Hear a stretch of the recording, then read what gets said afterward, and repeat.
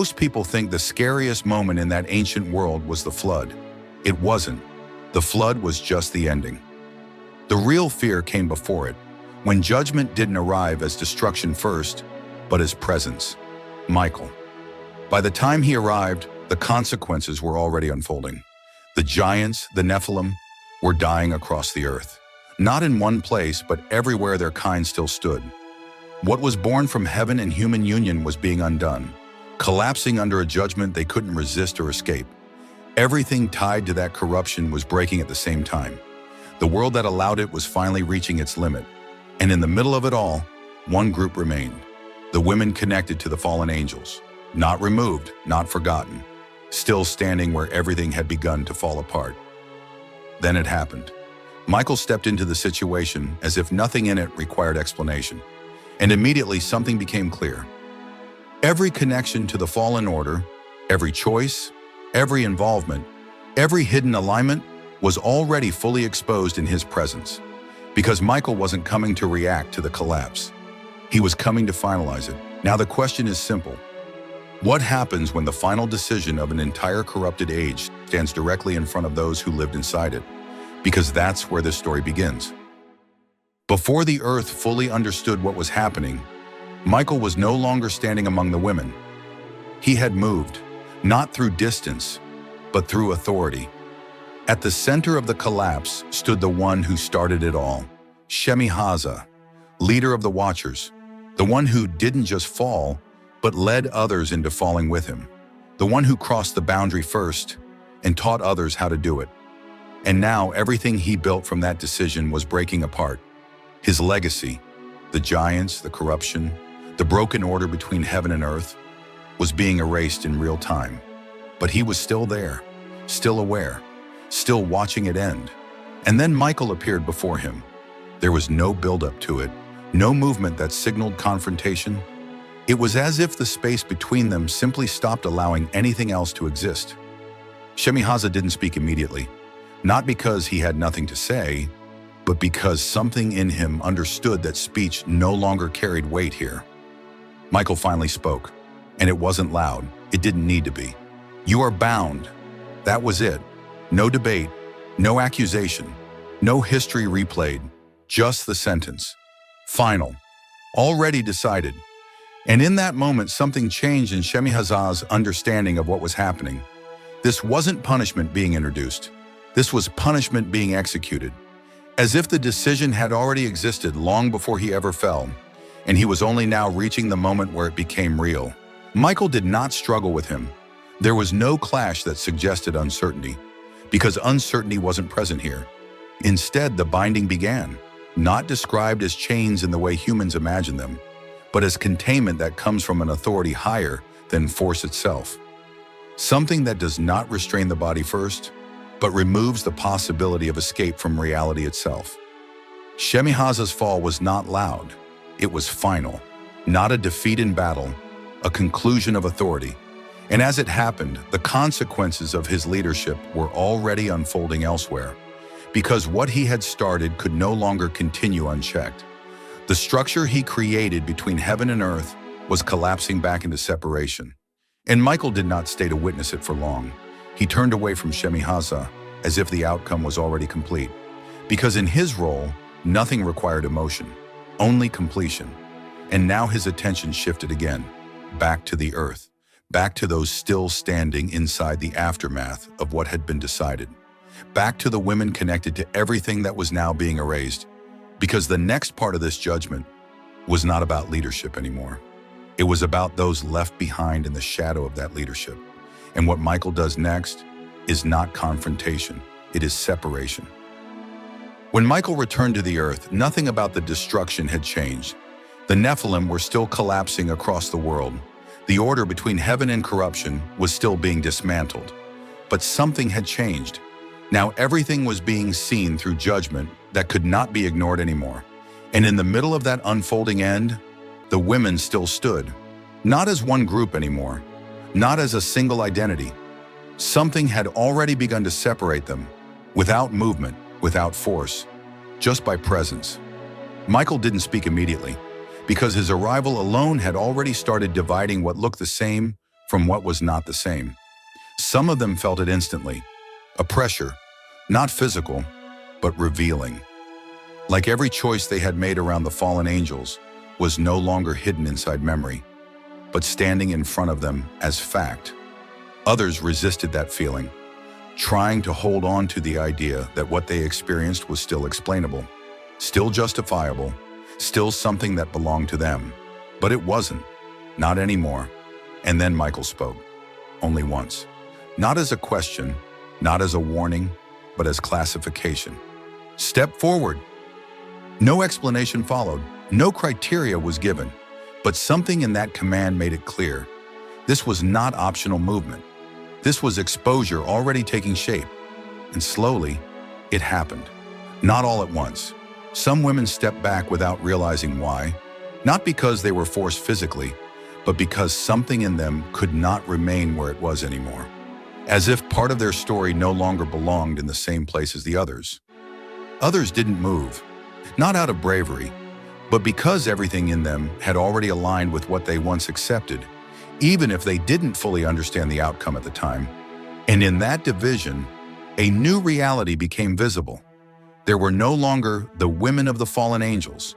There were only those who were still connected to what had fallen, and those who were no longer able to remain inside that connection. Michael did not react to the separation like it was emotional, because to him it wasn't emotional, it was structural. Like a system being corrected after corruption had been exposed, and that is what made it more unsettling. Nothing about this moment suggested hesitation, nothing suggested debate, and yet, for those standing inside it, it felt like it was happening in real time for the first time, like they were watching their own place in the story being assigned back to them. Without permission, because this is what judgment looks like when it is not delayed. It does not wait for explanation. It does not pause for understanding. It simply separates what cannot continue together. And Michael stood at the center of that separation, not pushing it, not resisting it, just allowing it to become visible. And now what remained was no longer a group. It was two outcomes forming in the same moment. And neither outcome had been decided by them, because the next step was not separation anymore. It was removal. The women who had once been connected to the fallen angels still carried something inside them. Not physical power, not weapons, but knowledge, memories of what was shown to them. Words they were taught, things that were never meant to be shared between heaven and humanity. And now that knowledge had become unstable, not because it was being attacked, but because the source it came from was no longer allowed to exist. Michael didn't touch them. He didn't move through them. He simply stood in their presence as judgment continued to finalize itself. And something began to happen.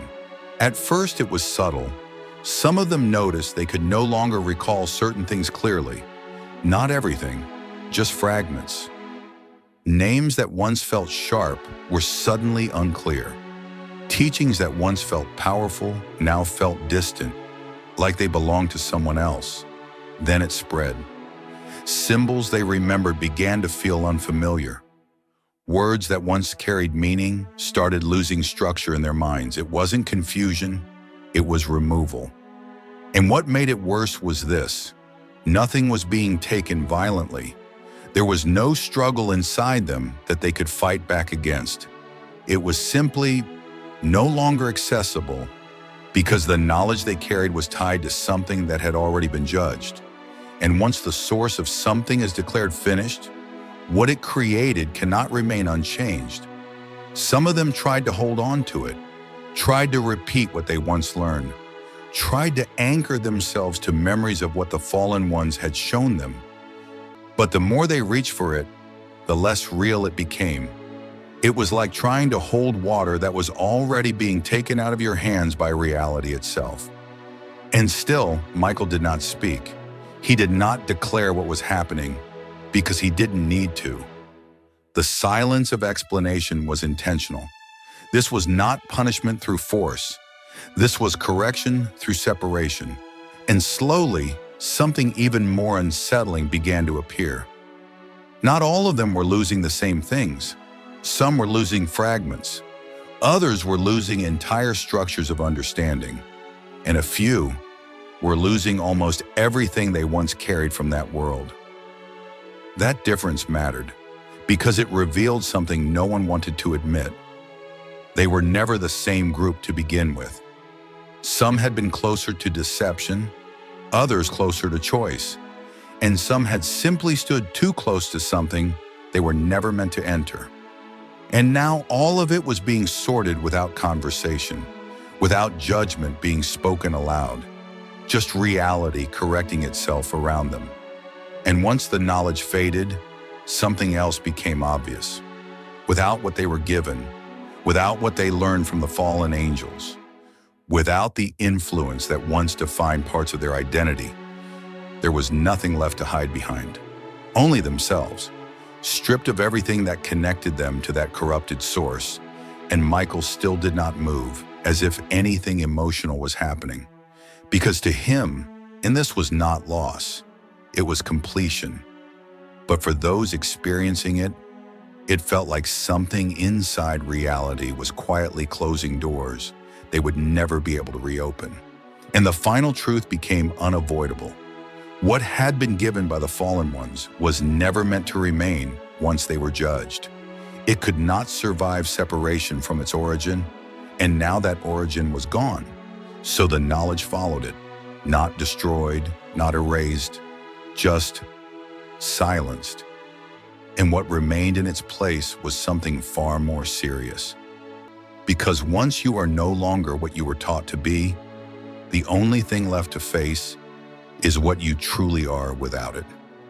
After the knowledge faded, after the division had been made, after everything tied to the fallen angels had been stripped away, what remained was not peace, it was exposure without distraction.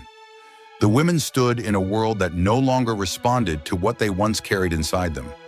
No teachings to lean on, no hidden knowledge to justify what happened, no voices from the fallen to explain anything anymore. Just themselves, and the weight of everything that had already been decided. And through all of it, Michael had not spoken again, not once. That silence was no longer just absence of sound. It had become something else entirely, something that shaped the atmosphere of judgment itself. Because when a being like Michael remains silent for too long, it does not feel like waiting. It feels like confirmation. Some of them began to realize this slowly, that nothing they said mattered anymore. Not because they weren't being heard, but because they were no longer in a moment where speech influenced outcome. Every attempt at explanation stayed inside them. Every thought of defense collapsed before it even formed into words. It was as if reality itself had stopped accepting input from them. And Michael stood there, still unmoved, still unreadable, still present in a way that made everything else feel temporary. And the most disturbing part was this. He wasn't watching them like a stranger observing confusion. He was watching them like someone who already understood what each of them had become through the entire process. Not just what they did, but what they agreed to, what they allowed, what they stood close enough to become part of. And that understanding did not need expression. That is why he remained silent. Because nothing in this moment required persuasion anymore, only outcome. And slowly, that silence began to affect them in a deeper way. Not fear in the way panic appears, but fear in the way realization settles. The kind that arrives when someone finally understands there is no more negotiation left in their situation. Some of them broke under it quietly, not physically, but internally, like something inside them accepted that the story they were part of was no longer continuing in their favor. Others remained still, not resisting, just unable to move forward into anything that felt meaningful anymore. Because without the fallen angels, without the knowledge, without the influence, they were standing inside a version of themselves they no longer recognized as connected to anything that came before. And Michael still did not speak, because silence in moments like this does something words cannot. It removes hope for reinterpretation. There is no argument against silence, no correction to silence, no misunderstanding of silence, only acceptance or collapse. And in that space, the truth became sharper than anything spoken could have made it. This was not a moment unfolding. This was a judgment already complete, being experienced in real time. And Michael's silence was not hesitation. It was finality holding its position. Because when everything that needed to be known has already been revealed, there is nothing left to say. Only what remains to be decided by what comes next. And what came next was not movement. It was verdict. At this point, nothing about the world was still about to happen. It was already happening. The collapse of the Nephilim was no longer distant. The removal of forbidden influence was no longer unfolding. Everything had reached its final shape. What remained was the outcome. And in the center of that outcome stood Michael, still, unmoved, unshaken. Not because nothing was happening, but because everything that mattered had already been resolved. The women were still there, not as a group defined by what they had shared before, but as individuals standing inside what was left after judgment had passed through everything they once belonged to. And now something changed in the atmosphere again. Not a shift in weather, not a shift in sound, a shift in certainty. Because when Michael finally spoke again, it was not to continue the process. It was to finalize it. What remains? He paused, not for effect, but because there was nothing left to interpret. We'll face what is coming. That was it. No elaboration, no additional warning, no explanation of what coming meant, because everyone there already understood it. The flood was no longer a future event in their minds. It was a confirmed reality standing just outside of time. And in that moment, something became painfully clear. No one there was being judged for what was still possible. They were being addressed based on what had already been decided. Some of the women looked down, as if expecting something to still change if they stopped looking directly at what was happening. Others stayed frozen, realizing there was nothing left to react to. Because reaction implies influence, and influence had already been removed from this moment. Michael did not move after speaking, because there was no need to reinforce what had already been sealed. And that is what made this moment terrifying in its own way. There was no escalation left, no turning point left. Only execution of what had already been established. Because the flood did not begin when water fell from the sky. It began when everything was already placed into its final category. What would continue and what would not. And Michael was the one standing at that boundary, not crossing it, not questioning it, just holding it in place as reality aligned itself behind it. And slowly, without spectacle, something else became clear. This was no longer about the fallen angels. It was no longer about the Nephilim. It was no longer even about what was taught or shared. It was about what could exist after all of it was removed. And the answer, in that moment, was already forming. Not through speech, not through emotion, but through inevitability. Because once judgment is complete, what remains is not survival. It is continuation of what was permitted to stay. And everything else becomes memory that will not pass forward. Michael finally turned, not in anger, not in triumph, but in completion. Because his role was never to linger after judgment, only to ensure that when it is done, nothing interferes with what comes next.